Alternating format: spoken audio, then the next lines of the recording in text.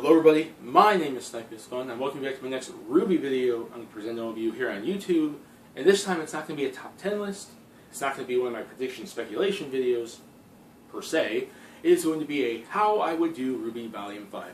Now if you remember when I did my predictions for Volume 5, about a month or two ago, I basically said, okay, one day I'm going to do how would I personally do Volume 5. Not a predictions of what I think is going to happen, how would I personally do it.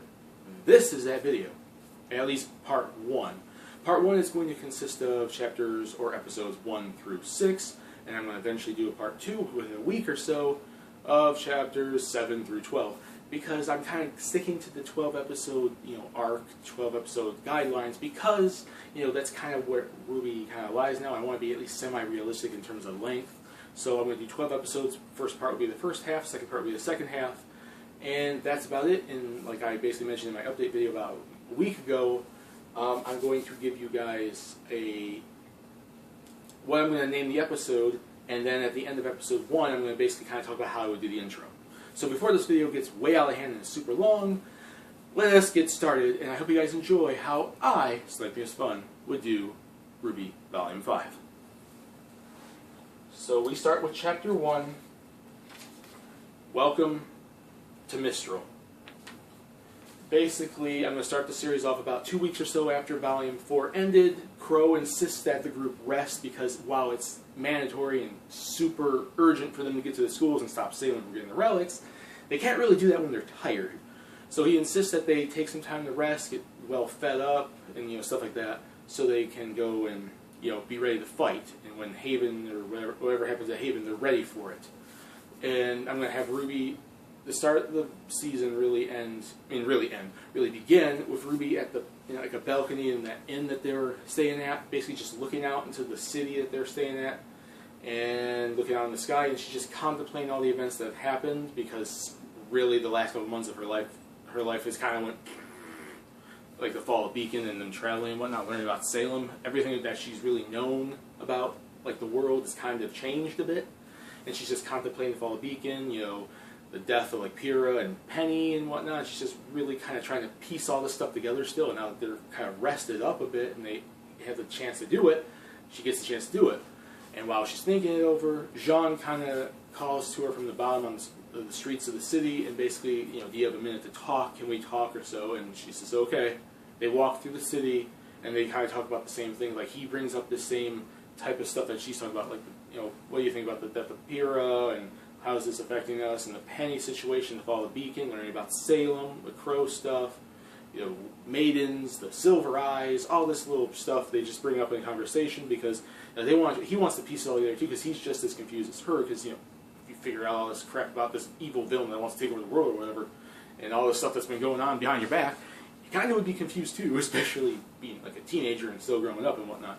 So it's basically just, mostly the first half of this episode is going to be really talking, because I don't want like any big fights right the heck out of the gate, because it makes no sense really. I want it to be more story-driven, character-driven, give us a sense of getting to know these characters more after what they went through like in Volume 4 and especially Volume 3, and them traveling and whatnot. And as they're continuing to go through, they meet up with, Nora and Ren, who've been probably walking through the town themselves and, doing their own thing, because they're now closer.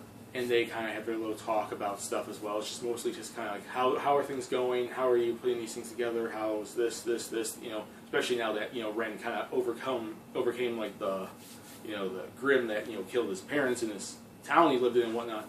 It's just kind of like doing that.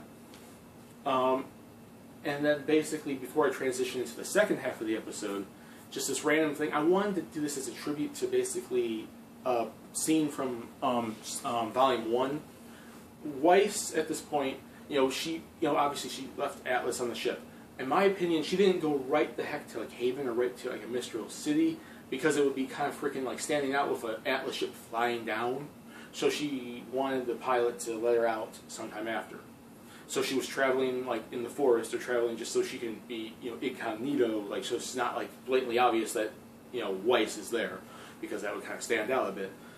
This is what randomly happens in, like, as they're walking, Ruby's not watching where she's going, and then Jean's like, Ruby! Or, they're kind of shocked, and they're kind of shocked. You see, like, this look on, like, on Ren and Nora's face, and she just bumps right into Weiss, and it's like it's a play on the scene at the beginning of Beacon in Volume 1, where she randomly just runs into Weiss, and then this shocked look on Ruby's face at the Weiss thing, fade to black. Second half of the episode is going to be back at Salem's little castle fortress, in the little meeting room. Salem basically informs her followers, there's basically Tyrion and Hazel and Watts and all that there, that the White Fang are close to getting into Haven. They're getting ready, they're about to set out to go after Haven at this point. And she wants to get an update from everyone. Watts basically talks about talking to Lionheart, that they probably could trust Lionheart. Lionheart will get them the relic. Lionheart might be on their side, but he's not fully sure yet. But he's going to keep an eye on Lionheart. Hazel gives an update on Sienna Khan. Sienna Khan knows about the White Fang going after Haven, and he got an update on them. And obviously Tyrion's just there, kind of wanting to please his goddess, and he's just kind of probably scared at probably not, disappointing her again. So that's what happened. And then it comes to her attention. Also, not just that the White Fang are getting close to go to their mission, that she thinks that Ruby is going to be at the school too. And that just sets Tyrion off at this point. And he insists on Salem letting him go to assist the White Fang in the attack on Haven so he can kill Ruby, so he can go after Ruby, and he can make up for his failure in Volume 4. She doesn't really insist on that. She doesn't really accept it because she doesn't want him to fail her again. She worries that she would fail her again. And she insists that he go with Hazel, and Hazel can keep an eye on him and keep him in line, because she probably trusts Hazel lower than Tyrion, especially at this point where he was successful and Tyrion wasn't. And then Tyrion, I guess, half-heartedly accepts it, and and that's about it. And then you kind of see like Cinder kind of get ready to ask, Salem something, and Salem already knows what the heck it's going to be. Salem's like, "No, Cinder, you can't go to Haven. You're not ready yet. You're not fully ready."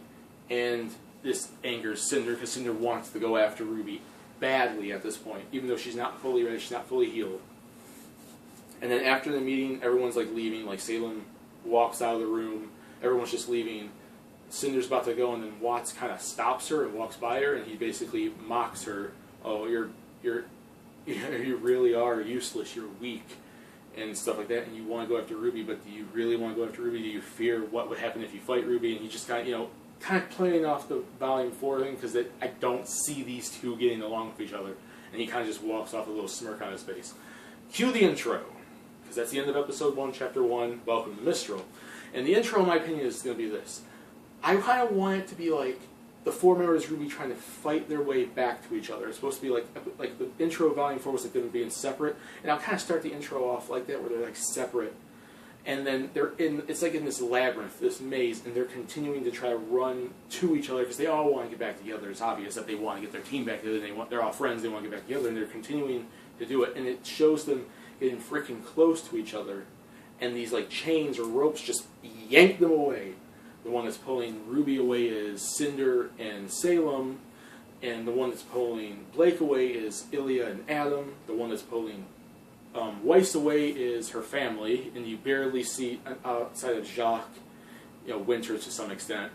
In Whitley, you basically see a silhouette shadow of the mother, like her family's pulling her back. And then Yang is basically being pulled by her mom, by Raven, as well as Adam. And since I'm going to say they're being pulled apart in order of RWBY, as Blake is being pulled away by Adam, Adam transitions out of her being pulled away by him into Yang's thing. So he's pulling both Blake and Yang. Blake because obviously they're connections, Yang because of her arm. And they're getting pulled away apart. And the last shot of the intro will basically kind of show maybe like a dark moon of like the school of Haven, and silhouettes of these characters like in the sky, basically like these little like half faded images of like Ruby and like Emerald, Yang, Blake, and Salem, and like all these people like Tyrion and everything. And it's going to go in the order of reverse. It's going to show Yang at the end of it, Yang, then Blake, then Weiss, then Ruby. And as they show Ruby, the moon transitions into like that half like Salem moon, and you see Salem's face appear on the screen before the screen fades to black. The song will be about friends getting back together or some bullcrap like that, about fighting to get away from like your old selves to new selves and getting back together or some crap like that. And that's basically my intro. That's chapter 1. Welcome to Mistral. Chapter 2 is going to be Sunflower. And basically this chapter kind of starts with back in Menagerie where Blake and Sun are basically talking about wanting to stop the White Fang. They know that they're going to Haven. They want to get to Haven. And Gira says they're going to need help. Because if they want to get out of Menagerie without the White Fang noticing them, they're going to need some help. And he's going to have to use his intel as being like a head chief for the village or whatever to kind of find the people they can trust. Because here's the thing. In Menagerie, there's obviously going to be undercover White Fang members, and there's going to be White Fang supporters, so they can't obviously trust everyone. So he uses his intel to kind of figure out who they can trust, and to try to find the right way for them to escape, Menagerie, so they can get to Mistral and get to Haven. And basically, Gira decides to stay behind, so he can protect Kali, and so he can get to the bottom of Sienna Khan.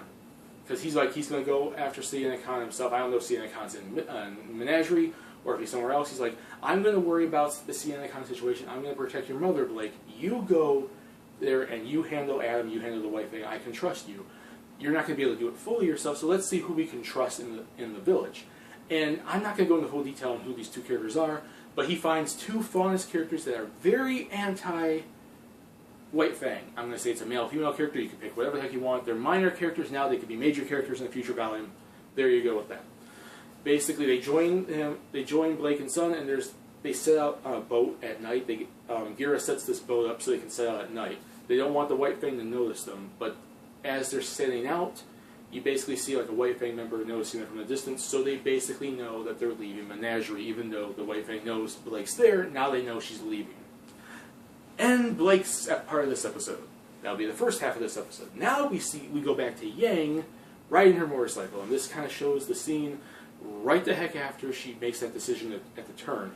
At the end of Volume 4, we really don't know what direction she's going in. I'm going to say she's going after RWBY. But this is what's going to happen. She's not sure if she made the right decision on where to go. And she also, not only is that, she's having like all these self-doubts in her head, all these ideas, all these memories, all this information just traveling in her brain at this time. She also feels she's not ready to fight. Yeah, she trained with, Tai Yang, she trained with her dad, but she hasn't been in a real fight yet. And she jumped out of the house because, she didn't want to be a burden on her dad. She wanted to get out of the house. She wanted to go save RWBY. She wanted to go see her mom. All this stuff was going on, like right the heck out of nowhere, and she just wanted to get out because she knew she couldn't just stay at home forever because nothing would be solved that way. She feels she's not ready for a fight yet, an actual fight, and she knows that's going to happen very soon. And she wonders if she made the right decision. Like, can RWBY, is going after RWBY the right decision? Can RWBY handle herself now? Like, maybe RWBY can handle herself, and I can worry more about figuring out what's going on with my mom. Or I can figure out what's going on with Raven. She's just contemplating these decisions. You just see her riding Bumblebee down that foresty road, and she's stopped by two bandits on the road, and she's like, she's caught off guard by it because she's not paying attention.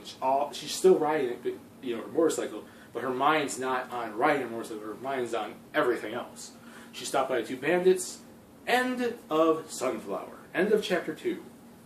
So we get Blake getting out of Menagerie with Sun, and we see Yang contemplating what's going on in her life about the decision she's made and if she's ready or not. Now we get to chapter 3, and that is Chapter 3, Lionheart. Now this goes back to the RWBY story, where we left off with the RWBY group. Is like I said, RWBY bumped into Weiss, and the first part of the episode is kind of catching up. Like, RWBY's really excited that she's seeing Weiss. Weiss is kind of excited too, but she's like questioning why RWBY's even there. Like, what's going on? She sees like Jean and Ren and Nora and everything, and she's just like, it's kind of a small catching up part of the scene. And Weiss insists, and they're basically saying they're going to go to Haven. They're talking to Lionheart. Crow's with them. They're going to go try to protect Haven Academy and figure out what's going on. And Weiss basically says she wants to go find Winter, and she knows she's in Mistral somewhere, but she doesn't know where. And basically they inform her that they're going, like I said, to Haven, and that she would probably be at Haven at this point, at the school, the main school, because obviously Beacon fell, so they're probably going after the school. She's probably at the school. As they're talking about this, Crow shows up with Oscar, this scene kind of shows up, you know, how that ending after credit scene with Oscar and Crow at the bar. Basically, it kind of goes off of that. Like, this happens shortly after that. Like, that, I would say, takes place about a week or so after the end of Volume 4. Because he's rested up and then he goes to the bar. They question who this kid is, but Crow basically said, we have no time for this. I'll inform you guys later on who the heck this kid is. Later, we have to go to Haven now, because we're rested up, we can go now. And he basically informs Oscar to go back to the inn that they were in, stay there, you'll be more protected there, it's too dangerous for you to come with us. Stay there, we'll be back for you. And then out Oscar, so he's out of the scene now. He's out of the picture, so he's back at the inn. And they travel to Haven, and I'll say there's a time lapse here, because I don't know exactly how far there's this city, this village they're in, that Mistral is away from Haven. So let's say a time lapse of them traveling. I don't think it's too far, though. And as they're getting to the school, Atlas ships are starting to come down, and we see Winter again. And then Weiss immediately kind of jumps to talking to Winter. And basically, Winter is like questioning why she's there, and she's like, this Weiss says, like, I had to get out of Atlas. I could not be with Father, I could not be with Whitley, I could not be with Mother, I could not be there, because nothing would be solved. I needed to get out of there, I needed to be myself and do this and this and this. And Winter basically says she's finally made a decision, Volume 3, like, oh, are you going to rely on Father, are you going to make your own life, or whatever. But basically, she's like, she doesn't really want Weiss to be there because she feels she's not ready for it, but she's happy that Weiss is actually starting to make her own decisions and not rely on Father and whatnot. Rely on Jacques.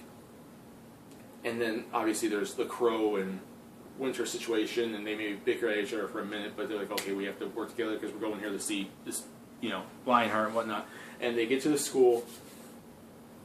Like, basically, before I even go into the school situation, I would say Winter basically told Weiss that she was traveling around Mistral to protect the different cities, the different little villages there before she headed to Haven.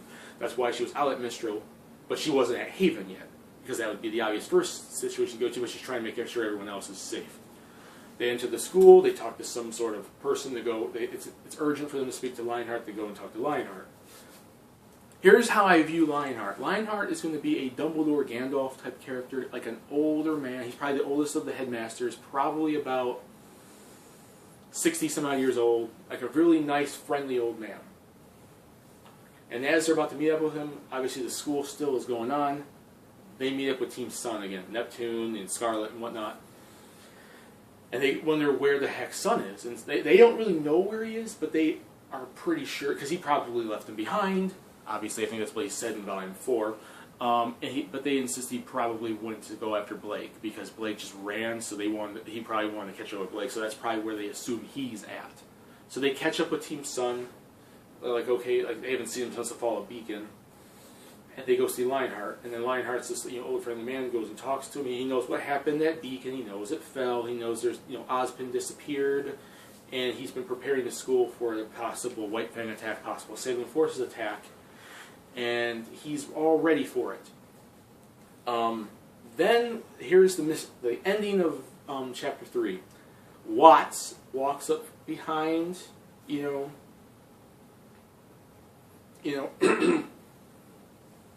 Lionheart, and basically he says he's the assistant to Lionheart. He's like, Glenda was to Ozpin. He basically is like an assistant to him. He insists that he is, and they basically don't. Neptune basically kind of mentions RWBY. I don't really trust this guy. He hasn't really been at the school very often. He's kind of shady. We really don't know him all that well. It's just a little nod there that kind of shows that he's. We obviously know he's a bad guy, but to kind of get RWBY in that partial category of not really trusting him so much. And the episode partially ends with like Watts silently talking to Lionheart. You play along, as that, as to not alarm RWBY, or else I will kill you, or worse, I will send you to Salem and she will deal with you. If you do not play along, then I'm your assistant. End episode. Chapter 3 is done. Give me a second to make sure everything's going well here. Okay, 20 minutes. Oh, that's not that bad. Sorry, I just want to make sure I don't lose anything here. We are now at Chapter 4, Episode 4, Forgotten Memories.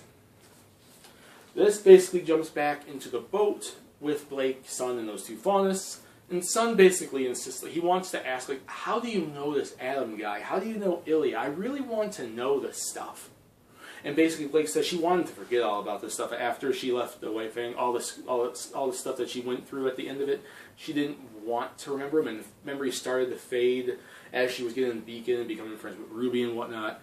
But they've been coming back ever since the fall of Beacon, and she met Adam again. Basically, she informed, and this is the flashback episode for the season, of Adam, Ilya, and Blake. And basically, she mentions that they all grew up in menagerie. There's 3 kids. I would say Adam's maybe a year or 2 older than them, but Ilya and Blake's about the same age.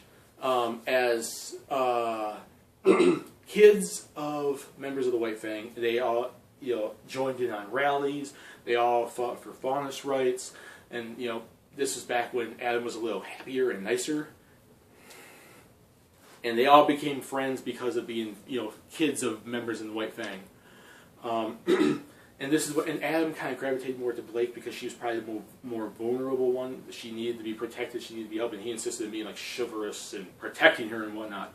And we find out that Ilya kind of had a thing for Adam, so it's kind of almost a love triangle kind of thing. And then Blake kind of shares the romance with Adam a bit, and they kind of are really close. Basically, what happens is this, and this is what sets especially Adam down his path of insanity. During a peaceful protest, in which his parents are in, is just, the entire faunus group there is just wiped out. They're randomly killed by, we don't know who. It's someone we don't know until probably a future volume. And basically, like I said, Ilya's parents, Adam's parents are all just wiped out and killed. I mean, this hurts Ilya, but it really is going to break down Adam because all he really had was his parents.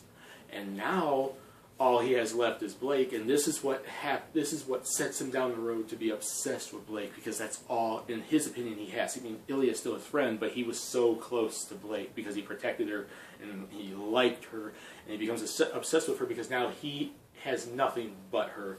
And then basically, it kind of shows scenes of them getting older, and basically, it shows Blake starting to kind of see the changes in Adam about him becoming more violent, killing humans and whatnot. And she thinks he's right because she thinks he's fighting for, faunus rights and everything, equality. But then she really starts noticing all he's there is just faunus over humans and killing humans and being violent. And then we flash forward to the trailer scene with them on the train, and she leaves him behind. Ilya then tries to stop Blake when she, leaves. And she questions why she's going, and they get into a fight, and Blake just runs because she doesn't want to be with Ilya, and she especially doesn't want to be with Adam. She's scared about what Adam can do, how violent he is, and that is about it. And then she just tries to forget about it, and then we see her transition into going to Beacon, and we find out that Adam never takes off his mask because his old life is dead, and all he is now is the White Fang member, the violent leader, whatever, Adam. So he views that as his new life, and that's why he never takes off his mask, because his old life is dead to him now. His new life is what he's doing now. And then it just basically goes back to the boat with Blake and Sun and all that, and then the Sun tries to just comfort her, and that's the end of the episode. Because, obviously all these memories are very hard for her to remember. And that's the end of Chapter 4. Now we get on to Chapter 5. And Chapter 5 is Self-Doubt. And this is back to Yang, who is now cornered down the road by 2 bandits.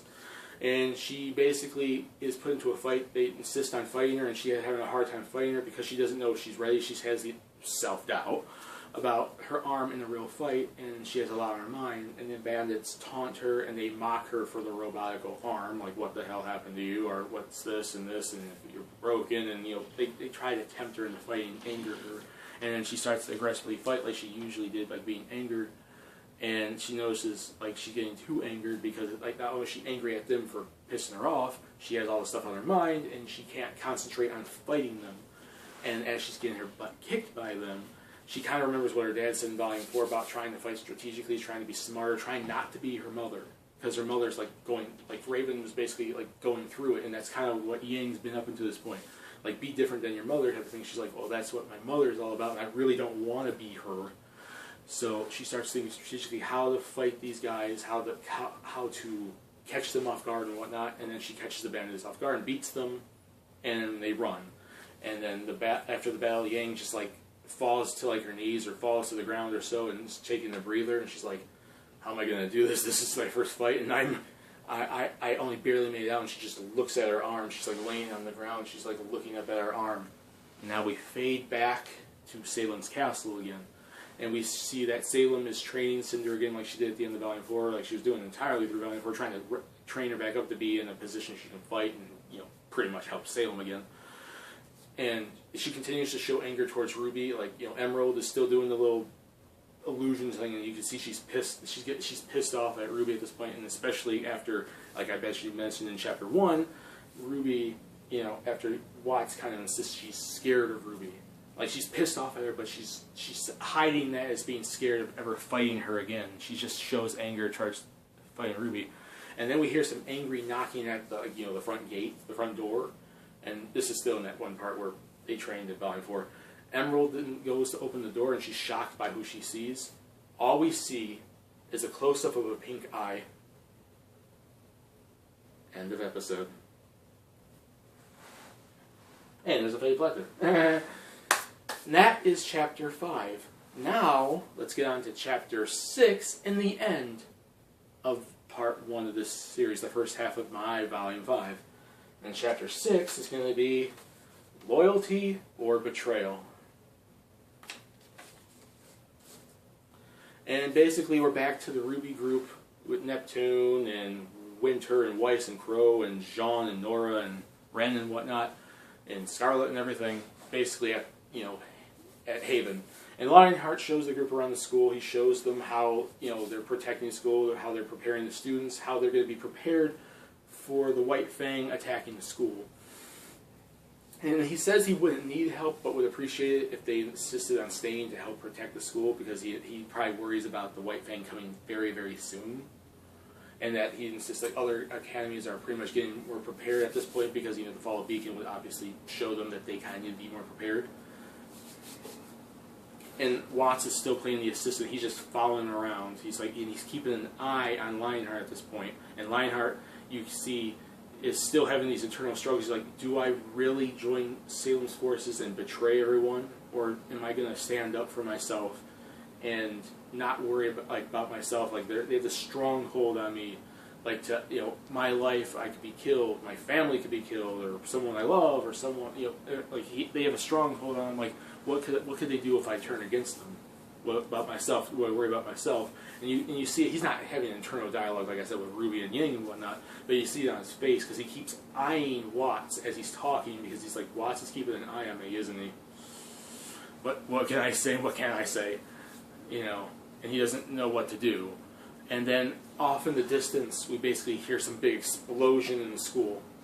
And all these power outages, these lights just keep going out and flickering, and everyone doesn't know what the heck's going on. And then we start seeing that the White Fang are storming the school. The White Fang are storming the school, and they catch them off guard. RWBY and the group try to fight them off. Jean and Nora and Ren and Crow and Winter and Neptune and Scarlet and everyone are trying to fight them off. And they also are trying to escape. And as they are trying to escape, Lionheart locks the doors. He presses like a switch or something he has, and he locks the doors for them escaping and getting out. And he's silent. He doesn't talk at all. He just has this look on their face, and you see RWBY is shocked. She's like, you know, she thought she could trust him. She trusted Ozpin. Ozpin was a headmaster, and she could trust him. You know, Ironwood was kind of aggressive a bit, but he could be trustworthy. Why can't we trust Lionheart? Why the heck did he do this? And basically, as they're shocked, the White Fang overrun them and catch them off guard, and, you know, capture them and take them away. And Watts is playing along. Oh, I'm going to play along. I'm going to be, you know, he's getting locked up by the White Fang and just, you know, taken away with them, because he wants to play along because he doesn't want to give his position away. And the group is locked up in some sort of room or cell or something in the school, and they're kept on watch. There's like White Fang watching them or so. And this is the end of how this right here is how the first half of the season, the volume, ends. the group is just sitting there like questioning why Lionheart did it, why he betrayed him. And it's kind of a shadowy room, like dark, because I said the power outages, like there's very little power in there now, and there's probably just like a moonlight coming in because it's probably nighttime at this point, or getting close to nighttime. And out of the shadows walks Adam, and he walks right up, point blank to Ruby's face, and the last lines he says before the end of the episode, fade to black, "Where's Blake?" End of episode. And that's the end of part 1 of this series. I hope you guys like it. Put in the comment section what you think. What do you guys think of my first half of how I would do RWBY Volume 5? I thought it turned out pretty well. I was trying to go off of Volumes 1 through 4, trying to get into the Haven battle. I really wanted to do, since we're kind of getting back into the fight with the White Fang, insist on a flashback with Adam and Ilya and whatnot.